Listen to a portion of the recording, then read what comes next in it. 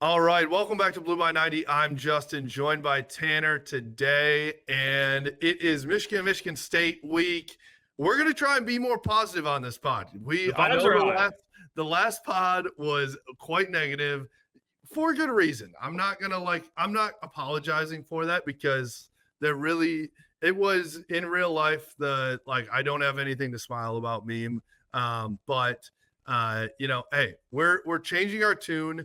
We are feeling good.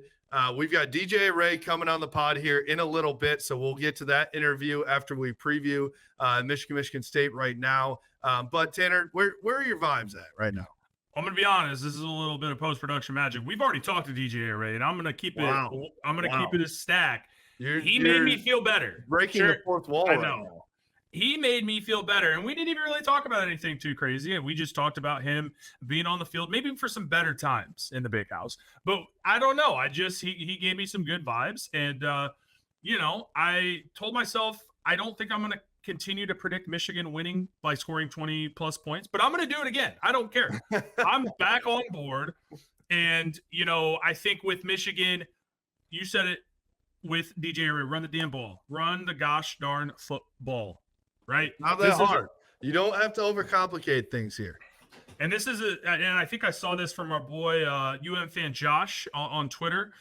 He made the point that over the last 3 games, Michigan State has 0 sacks and has given up 11. So this is a game talking about both sides of the ball in the trenches on the line of scrimmage. Michigan should be able to control this football game. And so you can't have the backbreaking turnovers. We have no idea what the hell they're going to do at the quarterback position. But just give it to Khalil Mullings 35 times. I can come up with much worse game plans or ideas than that. I definitely agree with you. I think also just going back to the vibes, I was like, all right, we're going to be at Pretzel Bell tomorrow night. As soon as a Hail IPA hits my lips, we might make the playoffs. I'll talk myself into it. Don't stop me. You cannot stop me. The Spartans Illustrated guys there for a great dual pod for Rivals for a Cause. Go to rivalsforacause.org, please. Michigan State's kicking our ass right now, by the way. It's like they're dominating us in terms of dollars donated. So we need to pump that up. You got to pump those numbers up. Our fan base is buying too many gosh darn fireworks. Yeah. Which I went to Costco the other day, just completely off topic, but they had fireworks. I'm like, does anyone know that it's October and they were full price? It's Halloween. It's not 4th of July. Yeah, it's very interesting. But yeah, Rivals for a Cause. I'm super excited for on Friday the podcast. That's always just a really good time. And obviously, some of the lesser games. I mean, week 1 was great because it was the first weekend. All the students are back, so we did have a decent sized crowd. The Texas podcast was absolutely electric. I had some friends that came into town. I'm really good friends with a guy that played at Texas in the 2000s, and so him and his guys came. One of his teammates came. It was a great time. And so the last few home games, we haven't had them for like a month, but the last few home games, not as big of a presence. But man, this one you feel like is going to be a lot of fun. Just walking around downtown Ann Arbor. The weather is truly hitting that fall weather that we know and love here in Southeast Michigan. It's going to be bumping downtown. I can't wait, man. It's going to be a great time. Regardless of the on-field results, I think that's enough to just get me just ready to rock and roll. I mean, we've got Pretzel Bell tomorrow night, big event there. So starting at 6 p.m., we'll be doing a live podcast followed by some Michigan trivia. So really excited there. And then straight into a night game tailgate on Saturday. Oh, my God. I'm going to die. I mean, we probably will die. We're getting too old to do this back-to-back days. I'm gonna do it anyway. I'll feel terrible on Sunday. I don't care. You don't have a concert in Detroit. That's true. Last time I went straight from Pretzel Bell to a concert in Detroit till like 4 a.m, then straight to a nooner tailgate. And you beat me there. And I beat you there. I mean, I was there like 7 and you were already set up. Some people are just built different. Some people probably changing a diaper or something, but you probably were. I probably was, and that delayed me. But no, it's going to be, regardless, I think it's going to be. Well, can I just say this? I just feel like there needs to be some healing in this rivalry. It's just like it should be fun. When you say healing, you mean like us kicking the shit out of them on Saturday? Because that's what I was thinking. Yes, I prefer that outcome, but I just mean the interactions between the fan bases. Yeah. And look, I've not been an angel. I feel like I've kind of put that aside as far as the last few years of kind of, whatever. I'll talk, trash about football and stuff, but I feel like, I don't know. This is just such It's a, like gotten so personal. Like, I mean, like doxing people on Twitter it's and like, crazy, man. yeah, And it's too I, much. yeah. So I think that, hopefully it can be something where it's a mending of the bridges. How about There that? you go. I like that. Between the fan bases, because at the end of the day, yes, you don't like each other, there's that hatred, but it should be something that is still fun. Because last year, the Ohio State tailgate, I thought was very fun. And we hate each other more than any other fan bases in sports. Right. And so I think with the Michigan State rivalry, you're an hour and 15 minutes away from each other. And there's just so much anger and angst and disdain for each other. And yeah, I think that should be part of a rivalry. But I also kind of hope that moving forward, this thing could get to a point where it's not so toxic. It's just mean. It's just mean spirited all the time. You can hate each other. What I said actually on the podcast with the Spartans Illustrated people was like, I want it to be a John Beeline and Tom Izzo hatred, right? Where it's like, that was where I thought that the rivalry was the best, where both programs were really good. They went back and forth beating each other. 1 year it's Michigan, 1 year it's Michigan State, or they, flip-flopped even within the year. But then at the end of the day, both programs really respected each other. Izzo and Beeline respected each other. I know Izzo's been on the record that he's like, I hate those guys, but like I love Coach B, right? And so I think that, at the end of the day, that's what we're looking for is I can hate you. I can want to win this game so bad. But at the end of the day, let's shake hands after the game and not like fight. You know what I mean? Yeah, So with that though, I do want to get into the game because absolutely. The other thing I want to hear your take on this. I want to hear your take on my take. How about that? Okay. Can I do that? So is the exception. It's an exception. I think that this is going to feel like a rain game, but it's not even a rain game. It's just going to be ugly, and there's going to be turnovers and running. There will be no moisture, but it's going to feel like it is a sopping wet game. Will the players slip like they did at Washington? They might. They probably will. I don't think that's a bad take at all. I've been, I used the term inadvertently. I said dogfight, and I meant to say rock fight. Rock right. What's the difference between a dog fight and a rock fight? I think with a dog fight, it's like, all right, yeah. I mean, these guys are just playing their tails off, and maybe the defenses are just battling. I think in the rock fights, maybe the offenses are just making some mistakes, right? And we're in a low scoring game. Our offenses are dumb as a rock, because that's how it feels. But yeah, all right, we're being positive. Sorry. No, it's complete positivity. Yeah.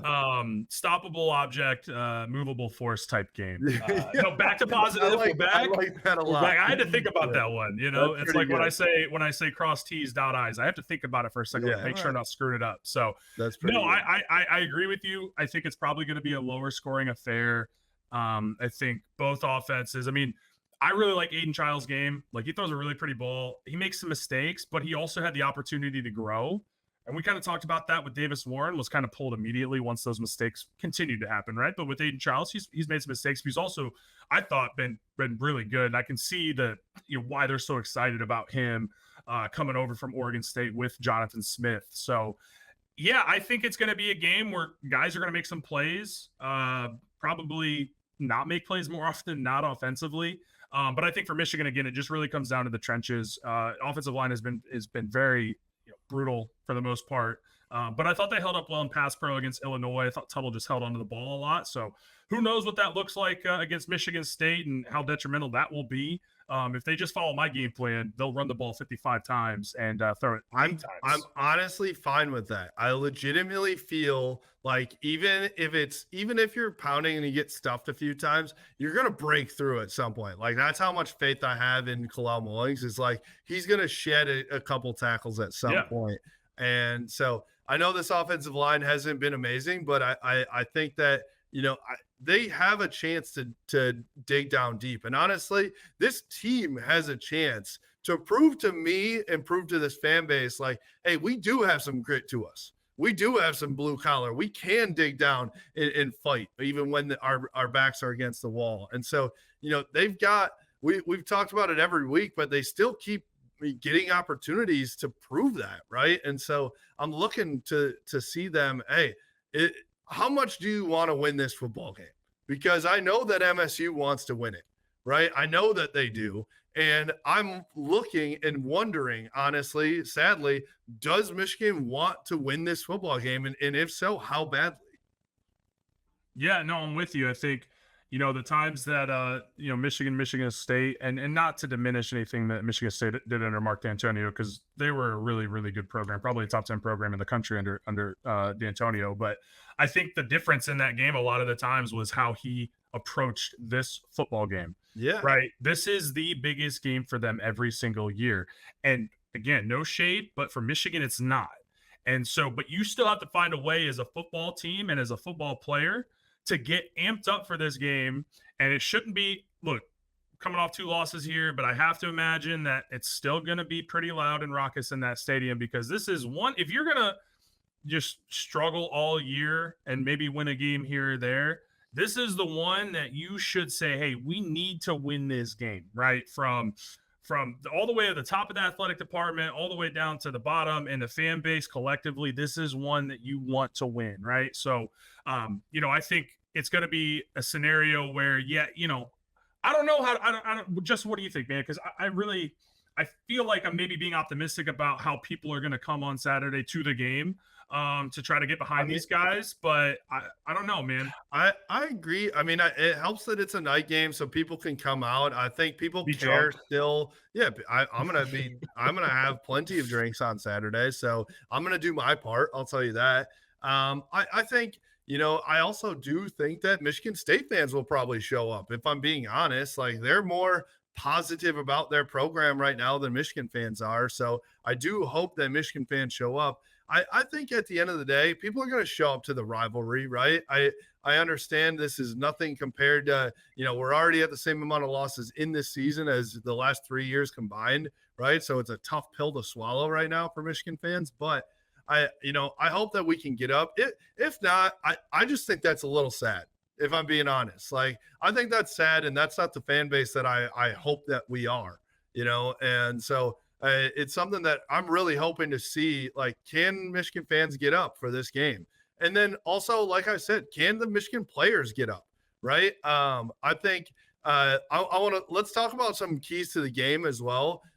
You already talked about running the damn ball. That run the football. You have to establish it. Honestly, I'm looking for them in the first drive. Let's say they get the ball. I don't care if it's on defense or if they start on D or start on O. They have to go out and score right away. And I want it to be mostly running the football. Maybe a few dink and dunks to Colston, but doesn't have to be crazy. Doesn't have to be pretty. Just get it done. That's what I'm looking at. The other thing you talked about, Aiden Childs, I want to see our defensive line put him on his ass multiple times in the first drive. Yeah, no, I'm absolutely with you. I need to see as if he hasn't been doing it all year, but I want to continue to see Josiah Stewart playing like a man possessed, because he has been, I think, the best player on this team. Maybe alongside Colston and Colel, but I think Josiah Stewart brings it every single game. The effort is honestly reminiscent of Aiden Hutchinson. Not saying that he is Hutch, but just the motor. Yeah, he's going 100 miles an hour every single play, right? Absolutely. I mean, he gets held. He still causes a throwaway on the quarterback against Illinois on Altmaier. He's just a one-man wrecking crew. And, again, this is an offensive line that has struggled. This was always going to be for Michigan State in 2024. The biggest concern was the interior on both sides of the ball, right? The trenches, as we call it. So I think, to your point, yes, Michigan needs to establish the line of scrimmage on the offense and defensive side of the ball. They need to be able to run the ball. They need to be able to stay out of their own way. I'm sick of the dumb penalties. I'm sick of the dumb turnovers. Hold on to the football. I mean, if you're going to scramble, do not hold it like a loaf of bread, right? You need to have like 12. I don't absolutely care. Like 12 points of contact on that thing. If it means you get 1 less yard, 2 less yards, I don't care. Like I'd rather keep the football. Soccer, right? And real quick, Justin, to your point, the scripted drive coming out first, whenever they get the ball on offense, needs to be well executed and well designed. Because if you get down, that you talk about the fans. You're going to have some boo birds coming out. The wind will be kicking out of the place. And they're college kids, and I'm not, saying it's right. if they're going to start booing, you know where the boos are directed. It's not at the players because they're college kids. And yeah, they get NIL money, whatever. I don't care. I'm still not a fan of booing at college games. But that's going to your point, take the wins out of these guys' sails. You think they don't hear it? You think that doesn't make them feel us right? They bust their ass. They bust their ass all day. There was a tweet out there, by the way, that was, I don't know if you saw it, but it was something going viral today about how momentum is not a real thing. I couldn't disagree more. Could not disagree more, especially in the college game when they're 19, 20, 21-year-old kids. Momentum is huge. So you know what we should do? I just watched it. It was on Netflix, like a 20-minute documentary about Trey Turner with the Phillies. You know where I'm going with this, right? Yeah. He was in a slump. They paid him $300 million over 10 years, and he is one of the best players in baseball, and he's struggling. And he's like 0 for his last 17. And what do the notoriously mean Philadelphia fans do? They give him a standing ovation every single time he's up at the plate. And then he turns it around. His slash numbers were ridiculous the rest of the year, like 350, like 15 home runs. That should mean something. Right. And so, sometimes guys get in their heads, and that's, rest in peace to Greg Harden, but that's why you have like a sports psychologist. Psychologist. Good Lord, brother. I did not graduate college. Sports psychologist, just to help these guys go through these tough times, right? Where you get down on yourself. I mean, dude, at your job, anybody, like, oh man, I'm having a rough day. Am I good at this? You get in your own head. You can't get out of your own way. So maybe we need to come out with standing ovations for this team. I don't know. I would love that. You can positive reinforcement. You can hold your guys accountable, to an extent, but also let them know that you're behind them 100%. Right. So, all right, let's do some predictions before we get to our interview with DJ Array. He gives a good prediction that we both like, again, breaking the fourth wall that we already interviewed him. But so I want to hear where your head's at right now. Yeah, I do think that Michigan, if they follow my game plan, as somebody who has been pretty decent in NCAA 25, if they give the ball to Kalel and give him 25 to 30 carries and, try to play complementary football, I think that they can score a few touchdowns. Maybe you need a defensive touchdown, or maybe you need a short field. I don't know.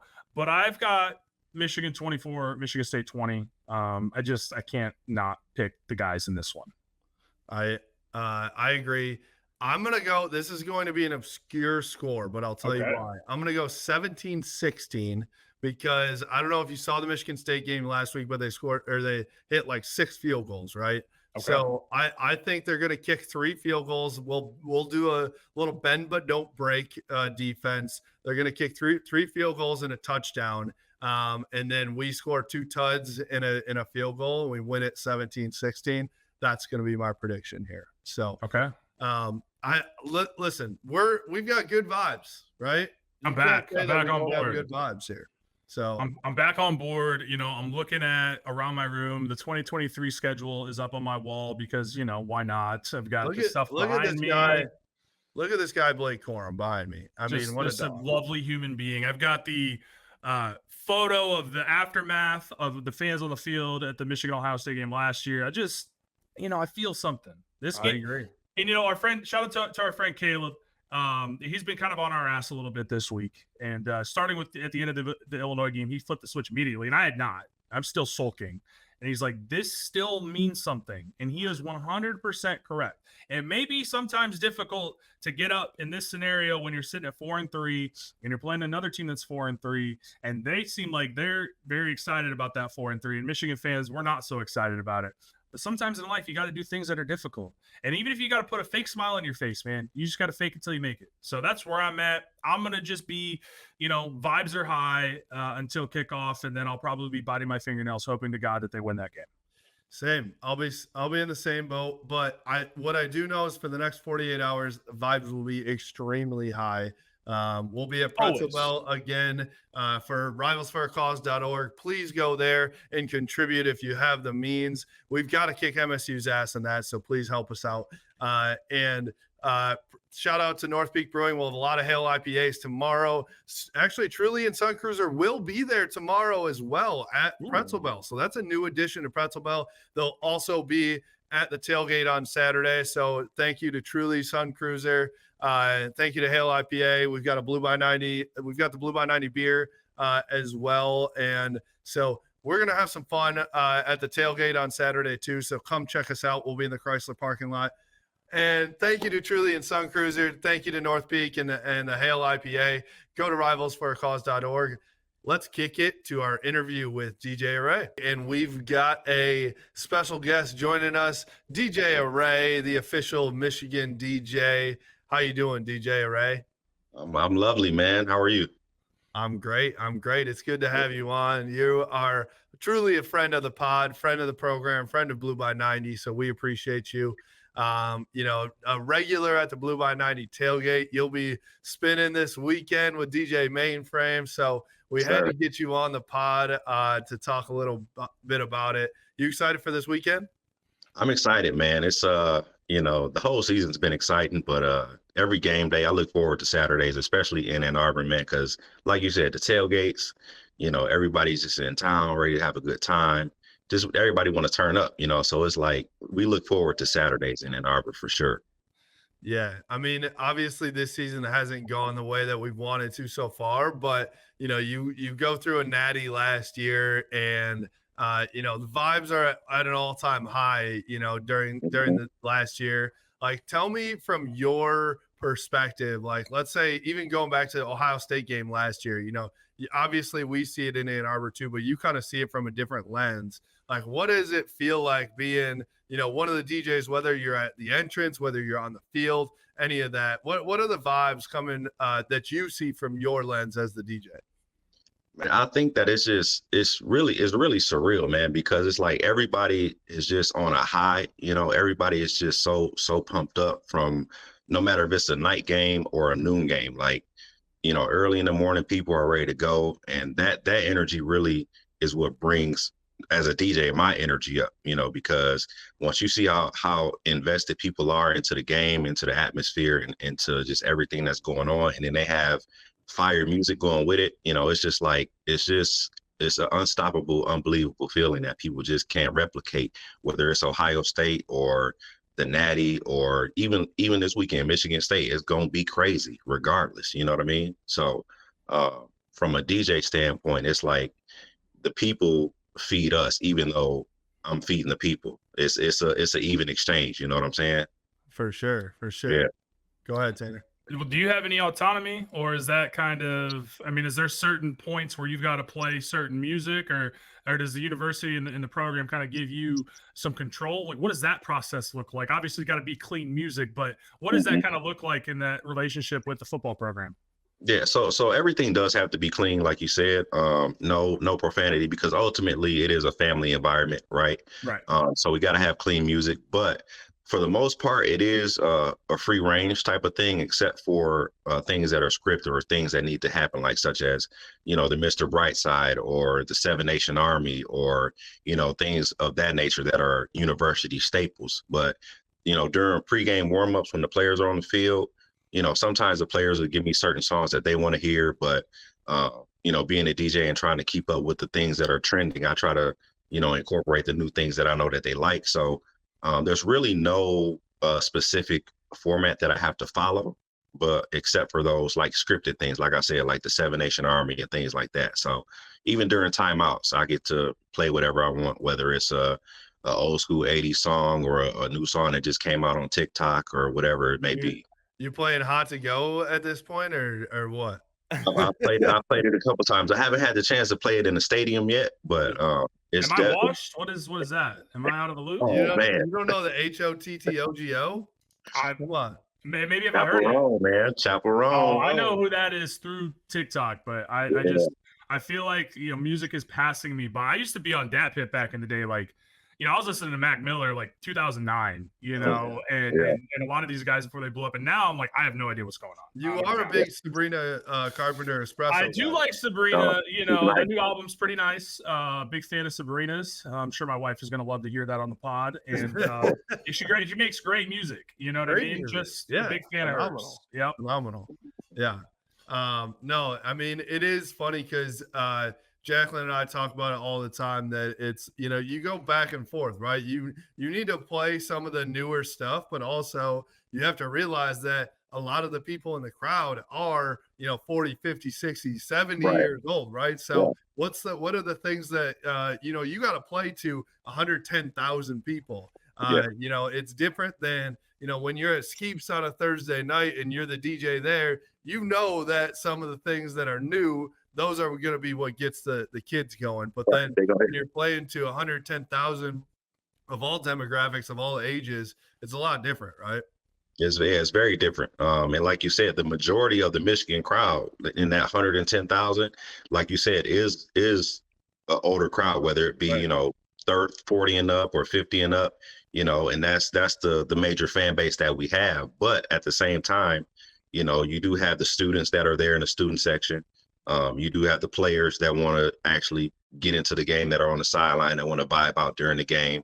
So it's definitely a task to try to not please everybody, but try to incorporate songs throughout the entire day that everybody can kind of, resonate with and say, hey, I remember that from 99, or I remember that from, 2004 or whatever it may be, For sure.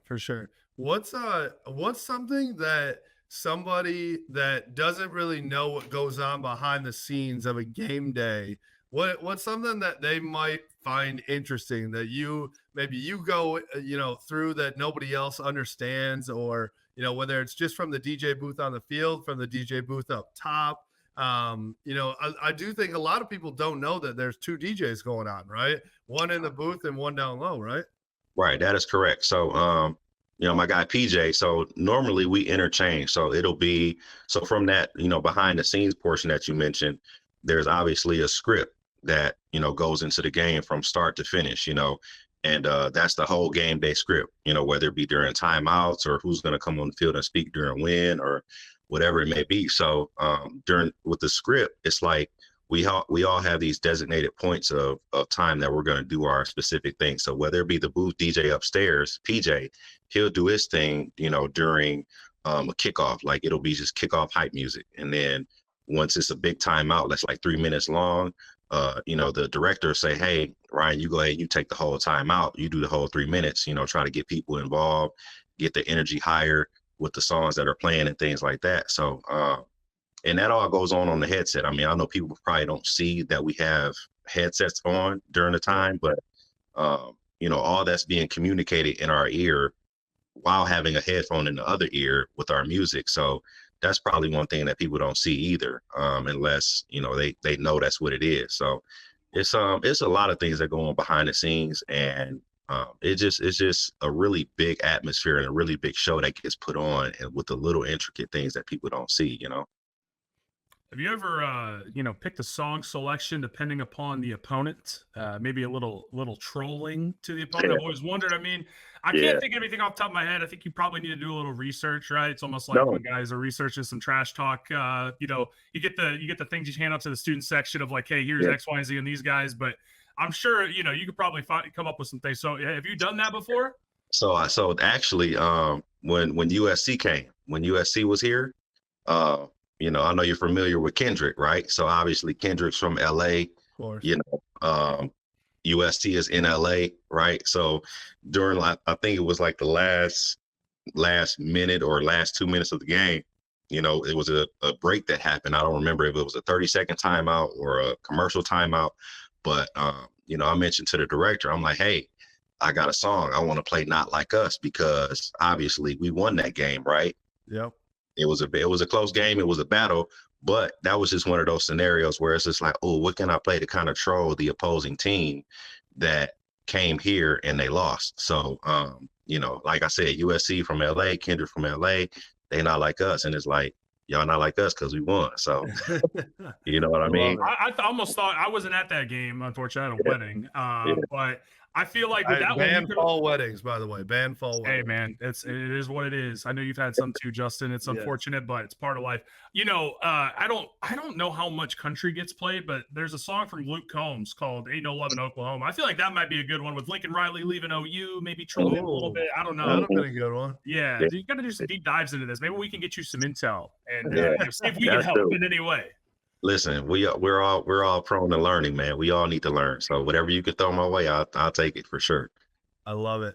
How much of, so you mentioned the script that, is from the first part of like the first opening, when the gates open all the way till the game's done, and much longer than that, honestly. How much actually ends up going by the script, and how much is like just in the moment live, whether it's you, the band, whoever, a video, how much of that just ends up being like on the spot?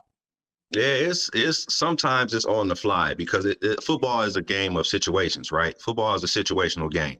So yeah, it'll be a script written with the timeouts and everything designated to who's going to do what, whether it's me, the band, or the booth DJ, or whatever it may be. But it can all change in a snap. It can all change in an instant. So I would say maybe 80%, 75% of the time we try to stick to script. But like I said, it's all situational. And if a big play happens on our end and we need the crowd involved, then we'll try to deviate from, what was really on the script to something that is more hype to get the crowd involved, whether it be me playing a song or one of the videos that you see on the video board, like the crowd rousers or something like that. Yep. So, it's all situational, but I would say maybe 75% of the time we try to stick to what we actually produce prior to the game kickoff. What's the craziest environment you've been a part of at the Big House? I mean, I know you've done some big games, but there's been a few of the last few years that kind of come to mind, but I'm not sure if you DJ'd those games. Yeah, so the one that will always stick in my mind, and it's probably what elevator, like, trampoline me to another level, was the very first year we beat Ohio State, which was, I think it was 2021. Yeah. 2021. And that was, it was snowing outside. It was cold, and we hadn't beaten them in years. And that was like the first time that, we got a victory. And it was like, I wasn't even on the field at that point. I was still upstairs. You know what I mean? I was still playing music upstairs at that point. And just seeing the way that the crowd rushed the field. And that was, I don't know if you remember, that was when the Pump It Up was like, yep, that was our thing. Up went crazy that day. Pump It Up went crazy. Ryan Day still, when he hears Pump It Up, he goes into like PTSD mode. Well, and it's also the TV broadcast just showing all of the sad Ohio State fans who have to drive 4 hours back home in the snow, and that song's playing. Oh, that's incredible, man. But it's that day, I think that day was the craziest for me. I will probably put that one along with probably last season, Ohio State. I mean, that's the biggest game of the year in all of football, all of sports. And it's like, when those games that we won, the energy on the field was one thing, but even just the energy after the game outside, like at the bars that night, just people in the city, it was crazy, man. So those two games will probably be top 3 all time for me as a DJ that I've ever been a part of. Well, and I've got to say too, last year Ohio State, probably the loudest I've ever heard the Big House on an interception. Yeah, that was crazy. And then you're trying to get to the field, and it's just pandemonium. And then Mr. Brightside comes on when you're on the field, and then I think they play. I don't know if you did this, but I don't know, because I don't know. Are you still manning at that point when the crowd's on the field, or like is that kind of taken over by up in the suites or the box? That was upstairs. Yeah, that was upstairs being played. Because they started playing the SpongeBob Sweet Victory. That was electric. I was just like running around on the field trying to find anybody I knew, and I didn't, but it was still amazing. Just like 70,000 people on the field somehow. And the Big House still looks full. It's unbelievable. Right. I know. Exactly. It was amazing. So this weekend, so you're at Skeeps tonight. You'll be at Pretzel Bell tomorrow, right? So Pretzel Bell, we've got a big event of our own at Pretzel Bell, partnered with North Peak Brewing for Rivals for a Cause. We'll be doing a live podcast there with Spartans Illustrated. I know you'll be at the men's basketball game at Chrysler Arena first, then going to be at Pretzel Bell. So we might have to hang around, Tanner. Maybe, it's a night game on Saturday. So maybe we can go downstairs and, get loose on the dance floor a little bit. You never know. You never know. Tanner? I'm not opposed. I am a new father, guys, but yes. I mean, hey, listen, we'll talk to the wife. It'll be okay. Yeah, you guys call her. I always just say I'm going down for one drink, and then like 7 drinks later, it's like I don't know what happened in traffic, Gotta go home. Gotta go home. They had pitchers. It was a deal. I was losing money if I didn't buy the pitcher, Justin. You know what I mean? Exactly. But then Saturday, so you will be at the gate. Which gate are you at? Gate 10. So it's they have me at the student entrance. So that's the good part about it, is that it's when all the students come in, and gate 10, music's playing, energy's high, the students come in ready. So gate 10.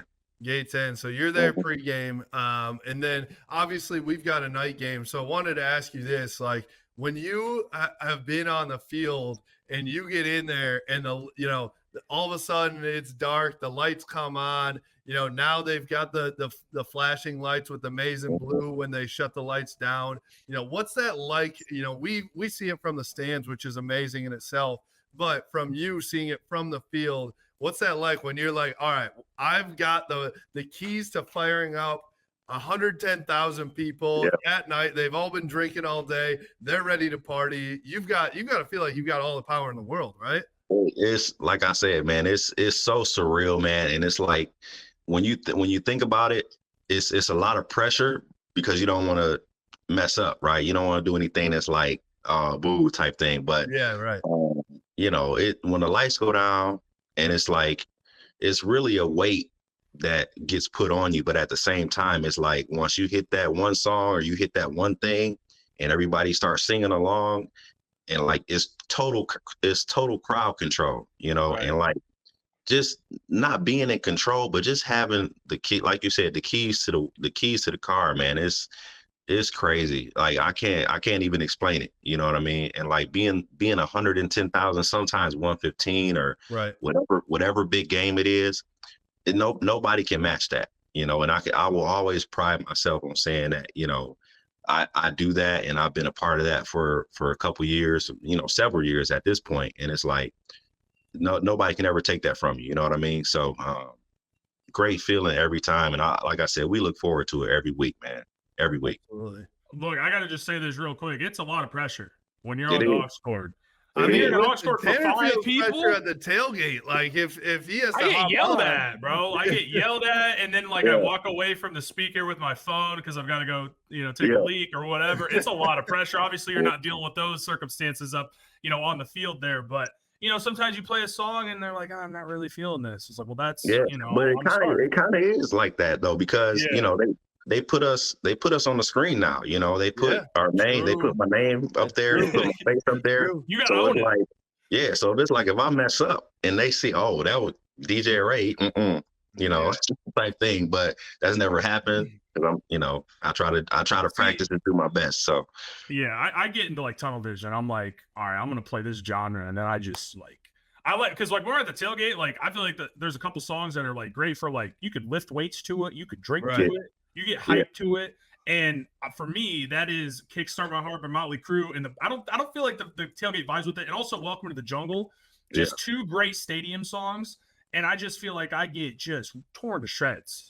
Every time. I try to play. It's just, and I'm like, guys, these are classics. Give me a break here, It's always tough. I mean, that is definitely the tough thing that like these DJs, you don't realize also, like one thing, Ryan, I got to give you a ton of props for is you'll on Thursday night play to a bunch of students at Ski, right? And that's a totally different genre of music from Friday night at Pretzel Bell. Then Saturday, back to students in the,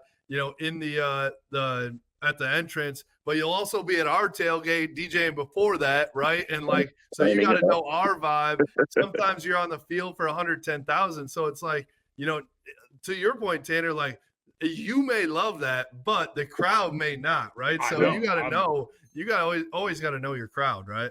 Exactly. You got to know your crowd because, everybody does not like the same stuff. And it's very apparent in 2024. People voice it very, very loudly these days, So it's like you said, you got to know who you're playing for, and that's in every situation. And I try to do my best with that.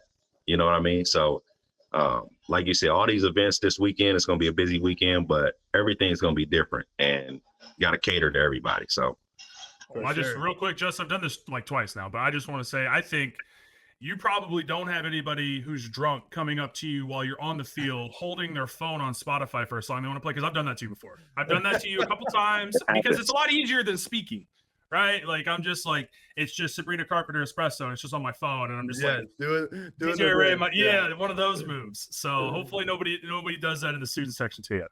No, I haven't. I've never got that in the student section, but at the bars though, definitely. I've done that to you at Pretzel Bell, and I apologize, but it's just the easiest way to get that message across. So it's all good, man. All right. Last question here for you. One, you've got men's basketball kicking off their first home. I know it's still an exhibition game, but first home game under Dusty May. How are you feeling about them? And then second question would be, how are you feeling about the game on Saturday? I'm kind of excited, man, to see what this new team is bringing, just because I watched the charity game versus Oakland, and it's, no shade to Oakland, none of that. But, you put up 94 points in an exhibition game. That means you're moving the ball fast. That means you're moving the ball quick, and you're hitting a lot of shots. So to see that, it makes me hope that it'll equate to a season-long thing. Now, I know every game is not going to be perfect, but it's really exciting to see that these guys are actually ready to play and actually ready to ball, because obviously these past couple of years haven't been the best. But with a new coach, new team, new environment, really looking forward to men's basketball, trying to show us, what everything is, what they've been doing over the summer, practicing and things like that. So for sure. We're pretty hyped for Dusty, man. I mean, it's I met him too, man. It's cool, man. Real cool dude. Really cool dude. Just seems like a nice, genuine guy, and feels like, he probably already hates like the Beeline, the people that are, saying, oh, we're back to the Beeline days, but he's got to be his own guy, right? But exactly. But it does feel like, I mean, obviously we're just going to be excited because it's something new there and things didn't go well last year, but I do, I really like the way he's going about things already, and they've got a legit squad this year. They do. And then we're talking about Saturday. Saturday is going to be obviously crazy, like we said. In-state rivalry game. No matter whose record is what, it's still going to be like, listen, it's going to be a brawl because it's in-state rivalry. Everybody wants to win. I'm gonna go 24-17 us. That's what I like that a lot. 24-17 us. I might steal that. Ooh, yeah. I know that's similar to what I was thinking, so that's pretty good. Yeah. So I like it. We got to figure out. We got to run the damn ball. We got to be tougher. We got to be gritty. So I like where your head's at. But all right, man. Well, I appreciate you joining us today. We'll see you at Pretzel Bell tomorrow night, on Friday night, and then we'll see you at the tailgate Saturday, and of course at Gate 10 on Saturday if you're a student heading over to him. So we appreciate you, man. Tell everybody where they can follow you at. It's DJ Array everything, man. So DJ Array on Instagram. My TikTok is actually DJ Array Go Blue, and then I really don't use Twitter that much, but my Twitter is DJ Array as well. So those are all the places you can follow me at. And like I said, every week I'm somewhere in Ann Arbor, so keep your eyes open. You never know where you're gonna run into this man. I just never know, man. I'm like, oh shit, what's going on? I love it.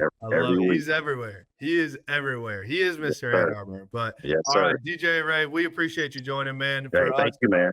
Of course, man. Of course. For us, you can follow us at Blue by 90 on Twitter, Instagram, Facebook, at Blue by 90 Podcast on YouTube, and blueby90.com. We appreciate you. Go Blue. Go Blue.